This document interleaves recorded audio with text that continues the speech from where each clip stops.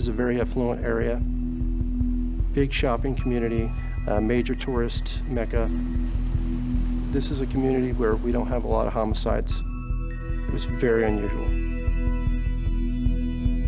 September 13th, 2006, the Newport Beach Police Department had a call of a body in the water at the Newport Harbor Yacht Club. We were the lead investigators on this case. They removed the body from the water that was wrapped in a mattress pad and bed sheets and found a female white in her 50s with multiple stab wounds. It was an extremely big story. There was, of course, local news coverage of it. Who is the woman found floating in Newport Bay? Her identity still a mystery. The victim wasn't identified until the autopsy. We do have to go through extra hoops sometimes. In this case, she had breast implants that had distinct serial numbers on them, and we were able to trace her identity through those serial numbers. Very unusual. She's Barbara Ann Mullinex, 56-year-old female white from the city of Huntington Beach, California. She was living with her ex-husband and their daughter. It hurts. I never thought that Barbara would be gone. My mom was my life. Hi, Rachel. This is your debut. Hi. She was my heart. She was my soul. She was my everything. She was a part-time actress. She'd do background acting, walk-ons for shows. She was on CSI. She liked it. This is a diagram of the body. 52 stab wounds is overkill. There was a butter knife embedded in her right eye. Someone wanted to punish this person. It was clear they wanted her to suffer. Whoever stabbed Barbara Mullinex knew her very well.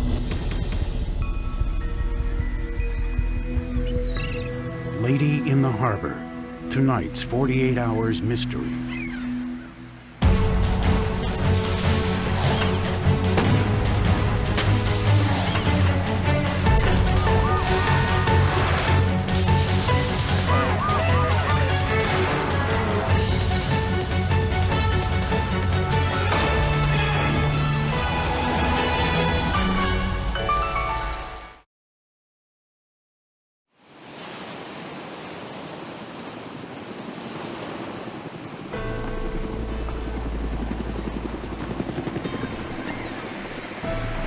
I had a lot of fun with my mom.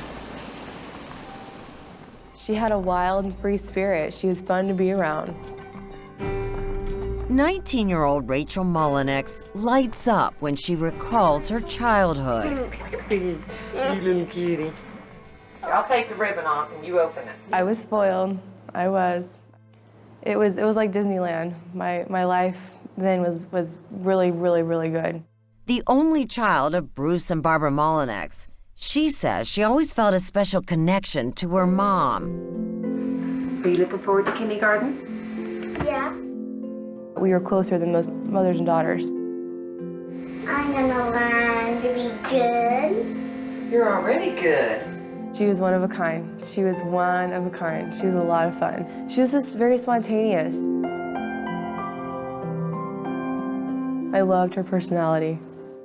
It was Barbara's outgoing personality that had caught the attention of Bruce back in the mid-1980s. Good morning, Mr. Mullinex. She was very opinionated. She wasn't afraid to tell somebody what she thought. To me, that was attractive. It was different. It was, you know, I kind of liked it. I was taken by her.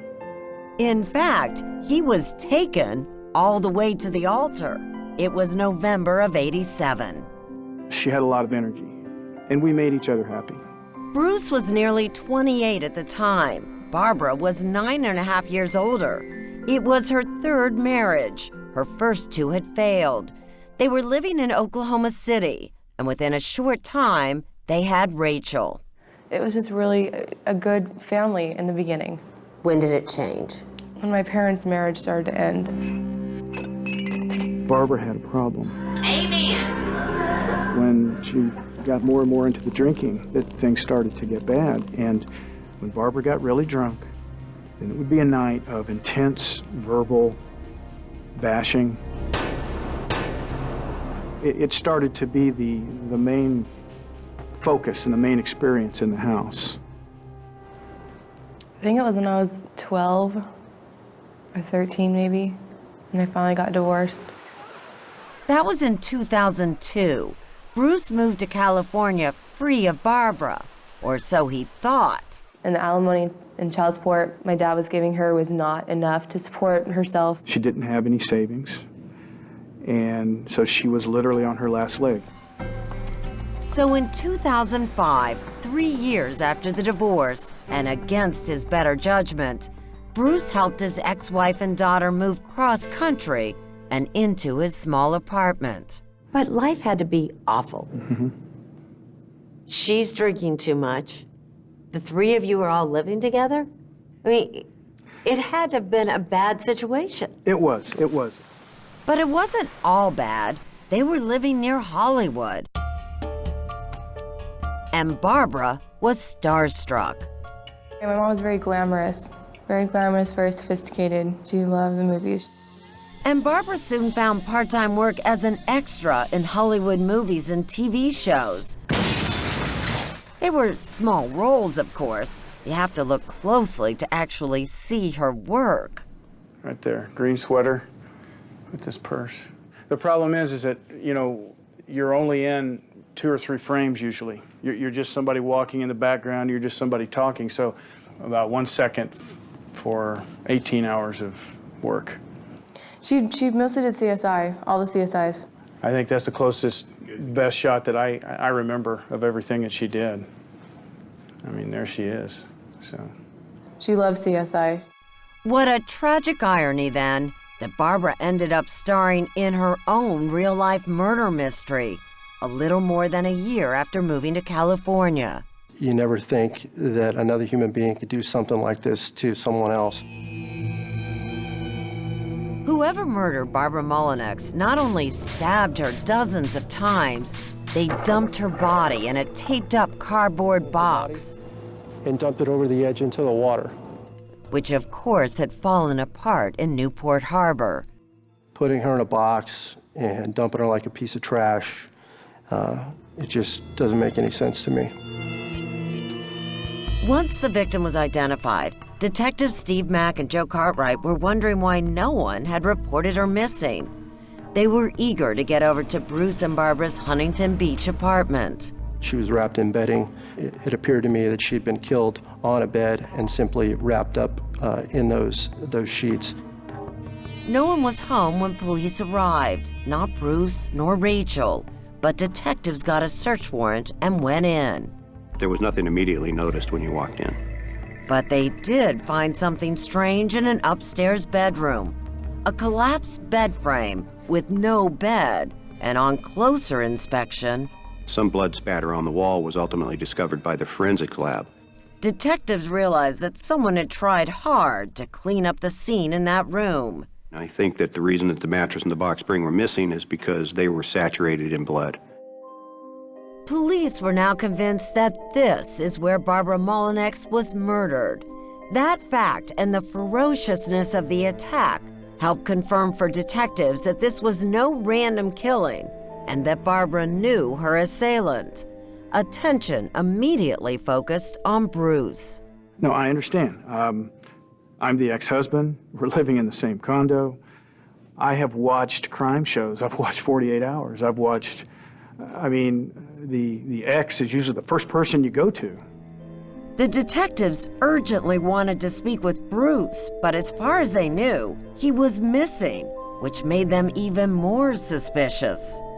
How good did he look as a suspect? He looked very good. But one day after Barbara's body was discovered, Bruce did show up at the condo, telling detectives that he had been out of town on business and that he became worried when he couldn't reach Barbara or Rachel. I kept calling and nothing. I had a terrible sinking feeling because I thought, I haven't heard from them in 2 days. And so, he says, he rushed home, only to be horrified at what he discovered. And I started walking up. I saw the door to our condo open, and I saw the yellow crime tape across, and then I knew it had to be something bad. But Steve Mack, the lead detective, says Bruce reacted calmly when told his ex-wife had been murdered. Too calmly. There was no initial shock from him. Well, didn't that look bad? It did.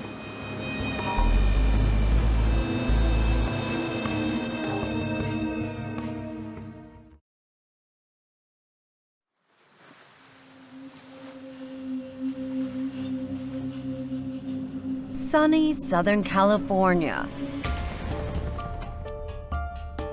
Home for the Molinexes. Picturesque from the outside, but inside. It was Disneyland one day, and then hell the next day. And that's what concerned detectives investigating the murder of Barbara Molinex in the fall of 2006. Something happened in that house that provoked the murder. 3 years after a painful divorce, Bruce and Barbara, now just roommates, along with their teenage daughter Rachel, were all living under one rather dysfunctional roof. Oh, it was just really bad. There's just arguments, just screaming, yelling. What would they argue about? Money. That was one of the biggest arguments, money. She would say something to Rachel like, well, you know, your dad is spending too much money, so, you know, he's gonna whore you out on the streets so he can pay the bills. But if she's so abusive, why let her move in with you? Rachel begged me. Rachel asked me. But Rachel says things went way beyond that. I was known at school as a girl with alcoholic parents. Amen. Both parents. But her mother was what they call a mean drunk. Barbara had little half pints all over the condo. I mean, it was bad. She drank and usually got drunk, and it wasn't nice. So no shock then that Rachel turned to alcohol to escape her parents' divorce. I started drinking, and I didn't know what else to do or else to turn. She turned on herself, cutting her body with razor blades. She's beautiful. Why would she want to hurt herself? Rachel's friend, Kelsey Douglas. I've never seen, like, a really bad side of her. Kelsey was often around the Molinex household in those tense teenage years. She tried really hard to please her mom, and when she couldn't, she'd just cry. It just made her really upset. I never heard her say anything bad about her mom. She loved her mom. She really did. Would you have described Rachel's mom as abusive to Rachel? Mentally abusive? Yeah, definitely. But Rachel says she never really blamed her mother. My mom had a really difficult life ever since she was born. She had a really difficult life. For example, Rachel knew that when her mother was a teenager, she had been raped. Perhaps that's why Barbara was so understanding when at 15, Rachel herself became pregnant and eventually had an abortion. And she took it real calm. She wasn't mad at me. She didn't scold me. She helped me deal with the situation. But little things would send Barbara into a rage.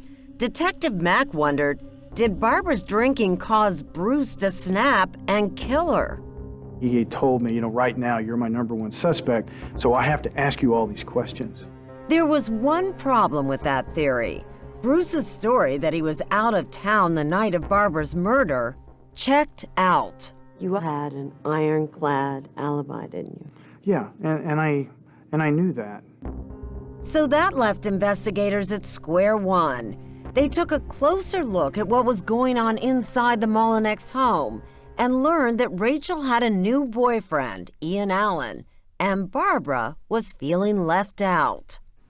She began to get a little more worried about being alone at some point, and that's why she was trying to control Rachel, and I think that was the big source of the friction between the two.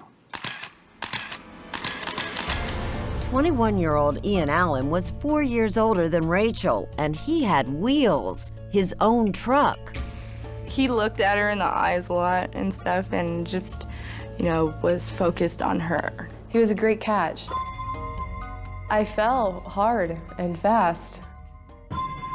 Early in the budding relationship, Ian would do chores for Barbara, then hang around the house. Sometimes he came over and I think he would sit there and watch a movie with them in the living room. But the atmosphere soon changed.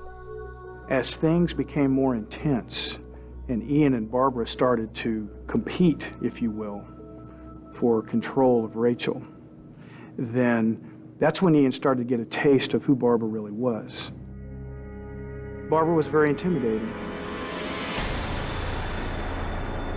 Within a few short months, 17-year-old Rachel and 21-year-old Ian announced their engagement. And Rachel pushed her parents into signing this very unusual document. In July of 2006, they wrote a note, "To whom it may concern, I give permission to Ian Allen to date our daughter." Ian carried it in his wallet, not wanting to risk arrest for statutory rape. So basically, your parents signed a document that said it was okay for you to have sex with Ian. I guess you could say that. I mean, she would have been sexually active anyways. But in light of the fact that she had been pregnant in the past, I mean, it does sound like Rachel had a lot of control in your household. I understand what you're saying, but it wasn't like that. Bruce says Ian was adding to Barbara's anxiety over losing Rachel. The more serious that Rachel was getting with Ian, Barbara thought that this idea that she's going to kind of have Rachel to help her survive after Rachel turns 18 or when my money stops, I think that was now being threatened, and the threat was Ian. Then, late one summer night in 2006, when Rachel failed to meet her strict 1 a.m. curfew after a date with Ian, her mother exploded. My mom shows up at his house. Just humiliating, but... She ended up waking up his parents? Yeah. And was she angry? Yeah, she was angry. Was she making a scene? Yeah. I thought she'd overreacted. I was mad, but you get over it. How did Ian feel about her showing up? Ian was livid. He was livid.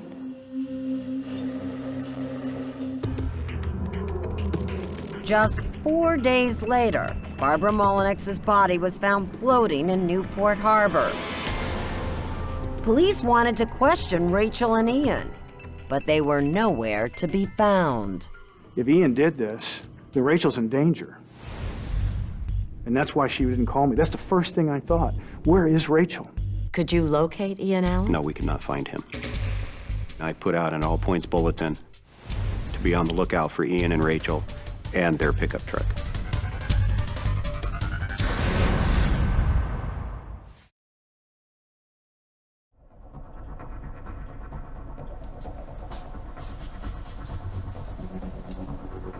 It was such a passionate, violent crime.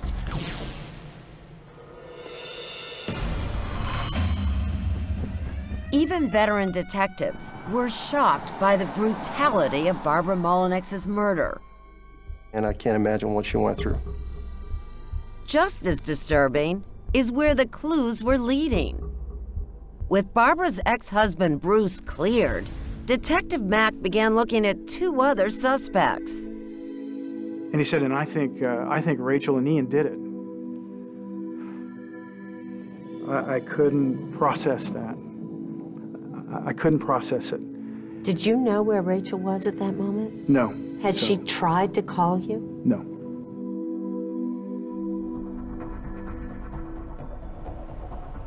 Both Rachel and Ian had been missing since Barbara's body had been found. The detectives believed that wherever they were together. The more we talked to Bruce Molinex and learned the family dynamics, the more it became clear to me that there's a good likelihood that both Ian Allen and Rachel Molinex could be responsible for this crime. Investigators got a break when they checked the computer at Ian's home and discovered that just hours after the crime, someone had printed driving directions to Tampa, Florida. Cops got another break when they learned that Ian's credit card had been used in the state of Louisiana at a gas station in a place called Sulphur. about 1,700 miles from home. Surveillance cameras there recorded his truck pulling up to a gas pump. Authorities began moving in. We knew that they had just been there. Orange County prosecutor Sonia Balleste. So we called the next town over, which is Lafayette Parish, and they set up on the I-10 looking for Ian's truck, and he was stopped. I was thrown on the ground, handcuffs on. That was a very scary situation. And now they're treating me like I'm some criminal. 48 hours later, Detectives Cartwright and Mack were in Louisiana to question Rachel and Ian. You are under arrest for the murder of your mother. Do you know that I was kidnapped? Do you know that? I know that's what you're saying. What do you mean that's what I'm saying? It's We true. have physical evidence to the contrary. What do you We have- mean? I couldn't believe they were going to charge me with murder. I was beyond shocked. Why not, though? I mean... Because I didn't do it. That's why I was just... She claimed Ian had murdered her mother. I was asleep. It was the middle of the night. I heard my mom scream my name. I ran in her room and I saw Ian standing there on top of her, stabbing her. I tried to push him off and he pushed me off and knocked me out. Rachel claimed she remembered nothing after that until she regained consciousness in a nearby motel, bound and gagged by Ian. But when police checked out her story, There was no record of them being there. She doesn't have a single wound to be consistent with even being shoved against furniture. by now, authorities were beginning to believe that 17-year-old Rachel had made up the entire kidnapping story. I think the only thing she told me that was the truth was her name. Rachel continued to insist she was only a bystander to murder, that Ian forced her to help clean up the crime scene, dispose of her mother's car and body, along with several bags of her mother's personal belongings. She says Ian's plan was to make it appear as if Barbara had suddenly moved away. And you had a woman who actually wouldn't be missed. Why not? She didn't have a job that she had to go report to every day. She didn't have that sort of interaction with her neighbors.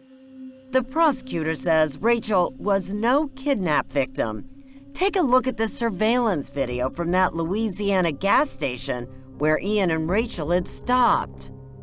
Where Ian actually goes to use the ATM card, and Rachel is free roaming around the store, getting something to drink, paying for it herself, and then going about her way, meeting up with Ian again, sort of in a very loving manner.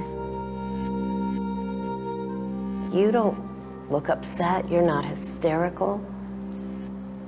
You don't ask anyone for help. You don't leave a note for someone. Why not? Nobody knows what they're going to do in this situation. Nobody. And I was scared. Of what? Him. I didn't know what he was going to do next. Isn't that possible? She's just trying to keep Ian comfortable and not get him angry with her. She had just seen him kill her mother. No, I don't believe so. Rachel says she was only cooperating with Ian because he had threatened her with a gun he had taken from his home. But that's another claim, the prosecutor says, that doesn't hold up. When you examine the gun for DNA, the major contributor is Rachel Molinex. But when Ian Allen meets with California detectives, they're gonna be talking to you, okay? Okay. Incredibly, he backs up Rachel's story. Ian told me that he was, in fact, totally responsible for the attack on Barbara Molinex. I was going there intending to threaten her, to scare her, and it got out of control very quickly.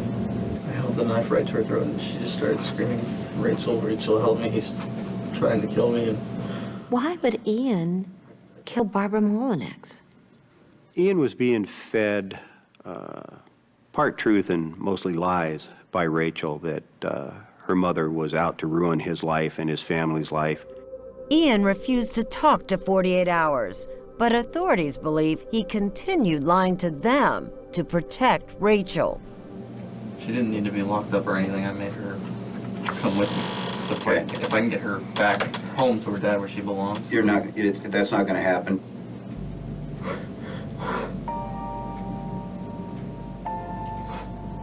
She didn't care what happened to Ian Allen anymore because he's no use to her. Now she's been caught. Rachel Molyneux thinks that people are disposable to her. Well, let me ask you another question about Ian. What? He's an asshole and he deserves to go to prison? That's not my determination. How would you describe Rachel Molyneux? A sociopath. One of the most manipulative people I've ever met. Not only does Sonia Balleste think Rachel participated in the murder, she believes the sweet-looking teenager planned it. But Rachel, even after being caught in a lie about the kidnapping, insists she would never kill her mother. But if you would lie to the police then, why should people believe you now? Really look and evaluate the evidence.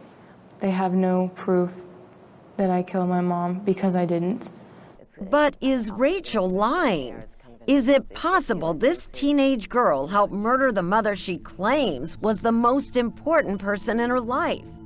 Rachel will get a chance to tell her story to a jury.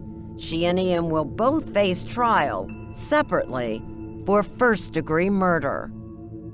This is a nightmare. Buddy, I didn't kill my mom. I want my mom. Your mother was brutally murdered. I want my mom. And she's not coming back.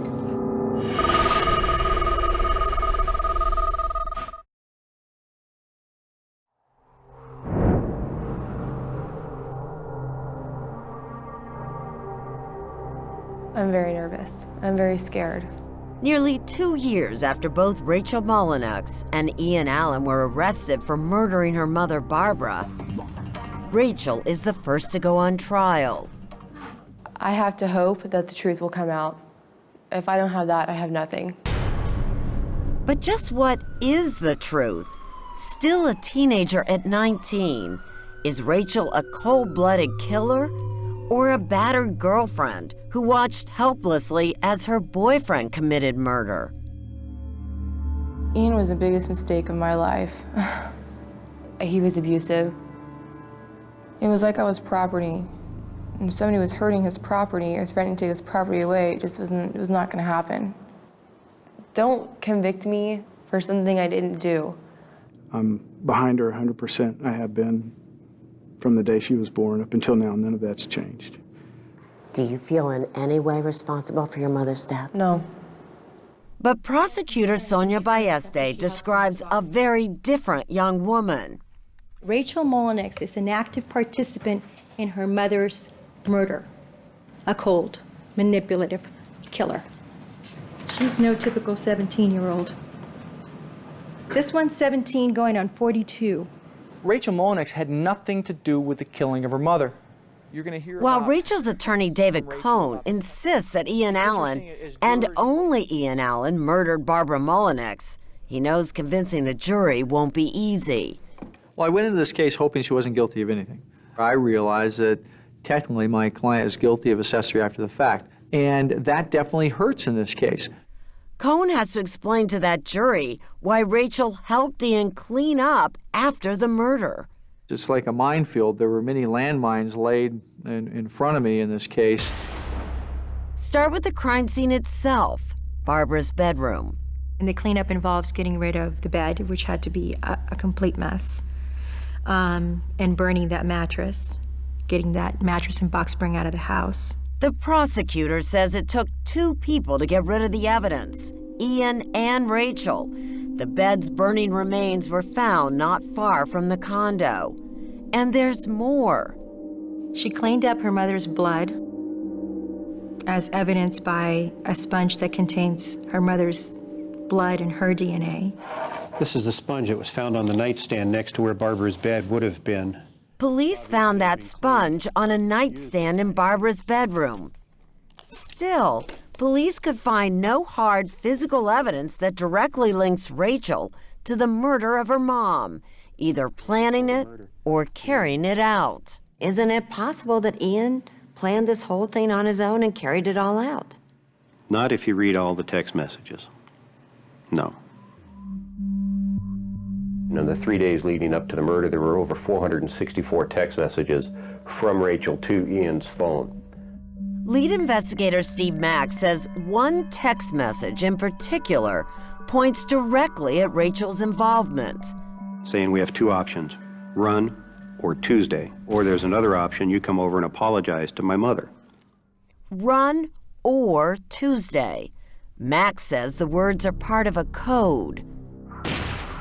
Tuesday could have been their word for murder. We either run or we kill my mother. And Tuesday was the day Barbara Molyneux died, that night. Yes.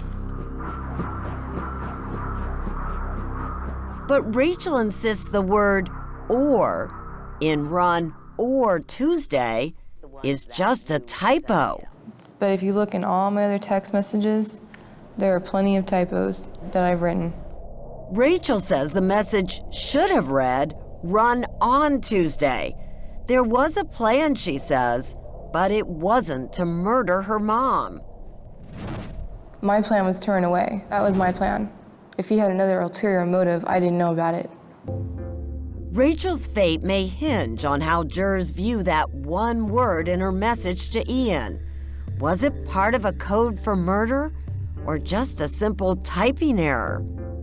Jurors, for them to believe that she was not guilty of conspiring to kill her mother or killing her mother, they were going to have to hear it from her. Raise your right hand. Clerk will swear you in. So Rachel takes the stand to try to explain what happened on that horrendous night of murder.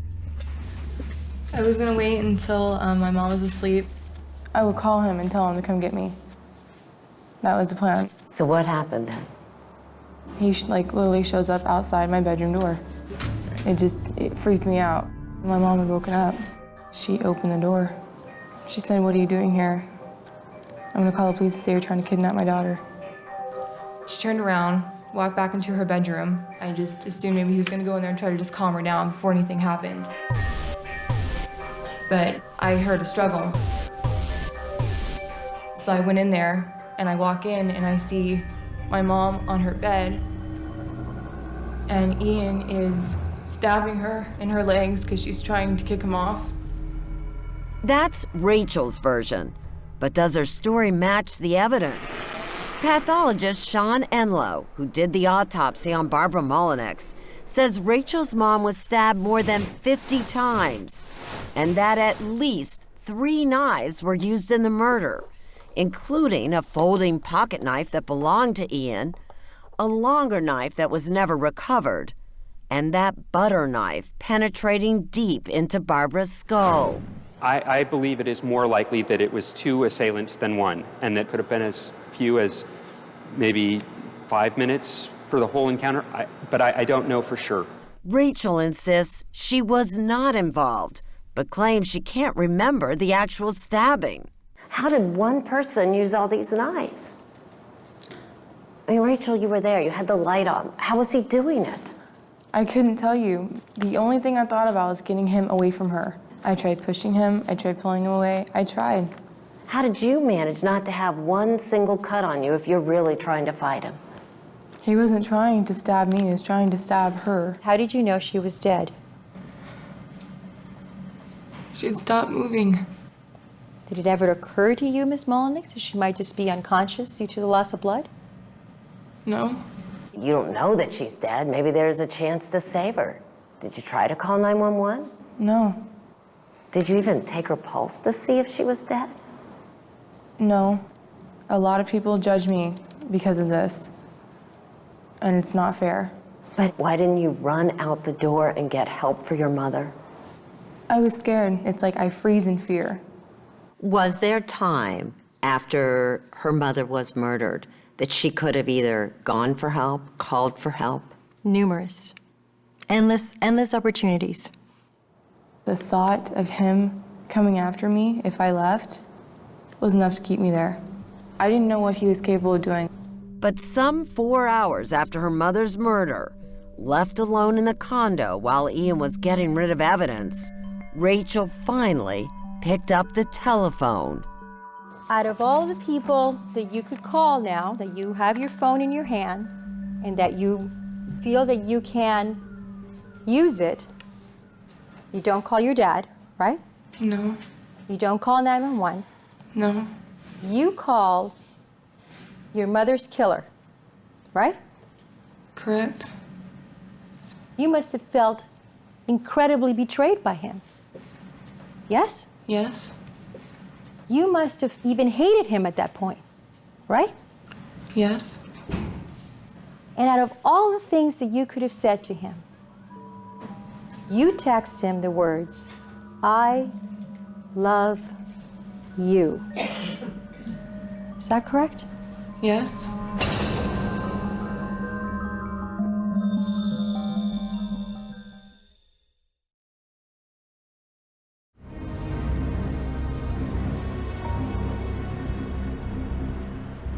Today, a jury began deliberations in the daughter's murder trial. KCAL 9 Orange. With no physical evidence tying Rachel Mullinex to the actual murder of her mom, she hoped the jury would never be able to convict her of first-degree murder. I was hoping they were going through the evidence and really trying to understand the case. I had hopes. I had small hopes. So did her high school friend, Kelsey Douglas.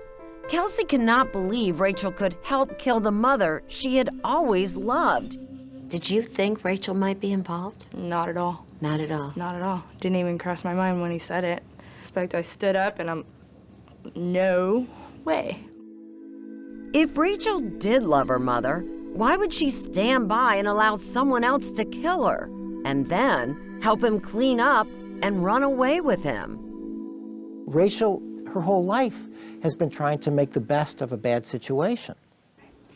At 48 Hours' request, Dr. Al Ravitz, a child psychiatrist, reviewed documents from Rachel's trial, including testimony of a defense expert who told the jury Rachel suffered from a borderline personality disorder. When she said to me she really loved her mom, she meant it at that moment. Yes, absolutely. She meant it. She loves her mother. But she also hates her mother when her mother frustrates her. People with borderline personality disorders engage in impulsive, typically self-destructive behaviors, but destructive behaviors as well. While Dr. Ravitz has not treated Rachel, he says that typically those with a borderline personality disorder are unable to plan for the long term. She may have been the instigator in the moment, but I don't think was the mastermind. She wasn't Lex Luthor here. And like others with the disorder, Rachel was terrified of being abandoned. And that terror drives the great majority of their behavior. And they're going to do anything they can to keep you around. Including murder, if she wanted to keep Ian, if in fact. Right, yes. But Detective Steve Mack says you don't need fancy psychological terms to describe Rachel. She's evil. She's the most evil 17-year-old girl I've ever spoken to in my life. You believe that? Absolutely. What really matters is what the jurors believe, and it took them 3 long days to reach a decision. When they called and said there was a verdict, I was hesitant to be too excited about it. The defendant, shackled and suddenly sporting pigtails in her hair, All right, the verdict seemed to be in order. I'll ask the clerk read it. returns to Judge Thompson's courtroom to learn her fate. We, the jury, in the above entitled action, find the defendant, Rachel Scarlett Mullinex, guilty of the crime of murder, as charged in count 1 of the information in the first degree. Victim, Barbara Mullinex, dated Guilty July 17, of first-degree murder in the brutal stabbing of her mother, Barbara. We, the jury, I heard them say guilty of first-degree murder, do not find it to be true. and I heard my grandma scream out. Personally used a deadly or dangerous. That's pretty much all I heard. The ultimate manipulation. You're about to convict a little girl. Prosecutor Sonia Balleste on this case for 2 years felt relief. What's really scary about Rachel is how young she is and how, in a way, criminally sophisticated she is.